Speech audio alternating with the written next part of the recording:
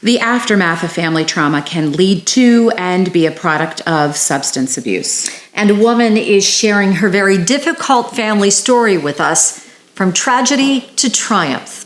And this is Chick2Chick.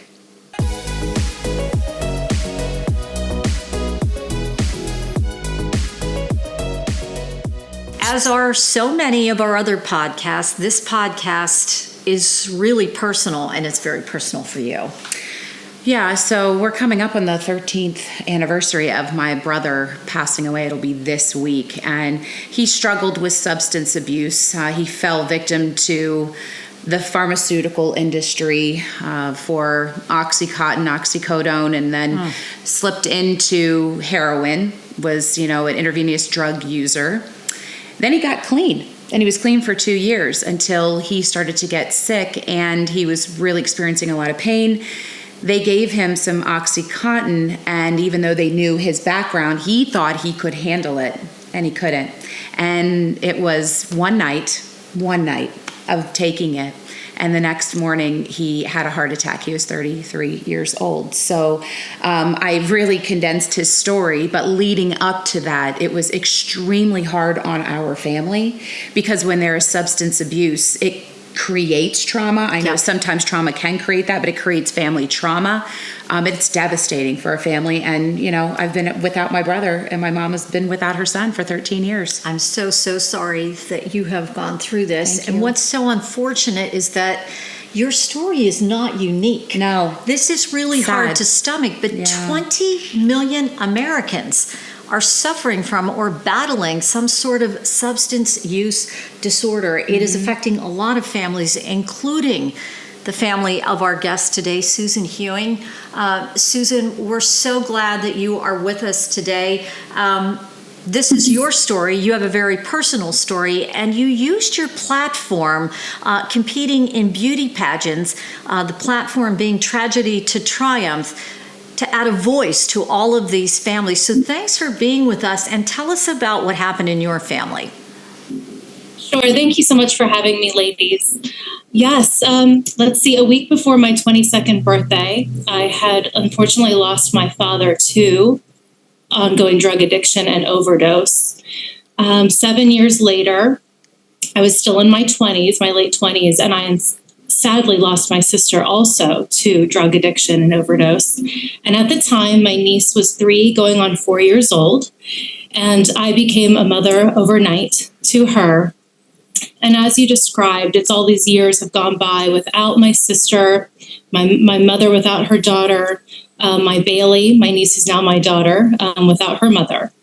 So there's trauma involved for the entire family when this tragedy happens. So, Susan, unfortunately, you and I have this terrible family link with this. Talk to us about how difficult it is, the trauma that the family goes through. I'm so sorry that you had it with both your father and your sister. That means decades probably of this history in your family. What was it like?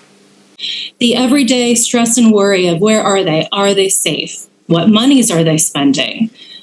Who are they keeping company with? Are they healthy right now in this moment? Many a times police have been called because of outbursts, because of potential close overdoses. It's ongoing. And for those that may not understand, I have heard from others, they'll ask the question, well, why can't you call the police or just call a hospital and get this taken care of? And we all in this situation wish it could be that simple. But as an adult, they have, a lot of rights, and you can't force anyone into recovery. And they have to, as an adult, choose to remain in those programs. You mentioned that you lost your father to this, and then you lost your sister to this. Do you think in any way that it was genetic? And do you have any fears that you might succumb to something like this as well? Absolutely. I do believe in predisposition. I do believe that, if you have history in your family of addiction, whether that's alcoholism, drug addiction, I do believe that you may be more genetically susceptible to falling prey to that addiction. It would explain for me why some are able to dabble with alcohol or drugs and maybe not become addicted as fast as someone else. This is something that was instilled in me as a child. My mother recognized the addiction in my father's side of the family, and it's something she wanted to get ahead of. So that idea of being predisposed or genetically predisposed was something that was taught to me from a young age. It's actually for that reason that I, growing up, was so very careful of when I first tried alcohol or anything like that. I'm even careful now, to be honest, with Tylenol or aspirin. I'm just so careful in my choices with that, because I think that perhaps I could develop maybe an addiction for something that I would maybe unexpect, because maybe someone else or the majority of people are not facing that same challenge with it. And then for me, with my daughter, she also, it's something that a couple of years ago, she's 16 now, but she does know the story of her biological mother. And this idea that addiction runs in families is something that I, again, have many conversations with her about. And how have you explained things to her about your sister, her biological mother, and what happened? Well, she's 16, and so only a couple years ago, through the recommendation of her therapist, did we finally tell her the cause of death with her mother, my sister, and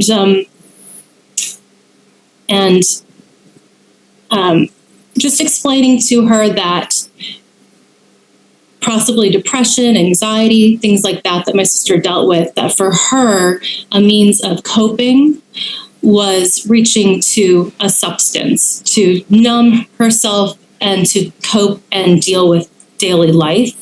And that, unfortunately, that was a poor decision that led to the consequence that we all are experiencing and living with today. And Susan, I can feel your pain as you're talking. The same way I could feel Carrie's pain as she was talking.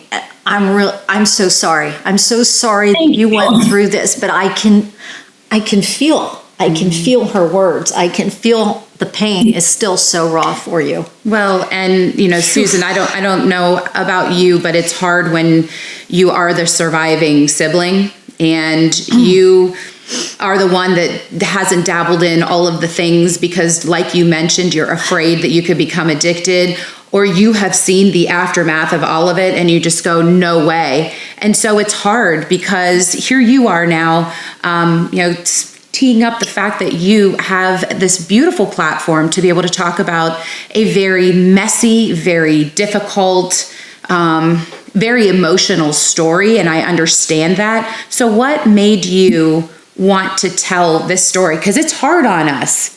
It's hard on us when we keep going and telling this story. I want to inspire recovery, not only those that are in the recovery process who are battling substance use disorder, but one of the favorite messages that I share with my platform message, with my state pageant title, is I get to go into schools.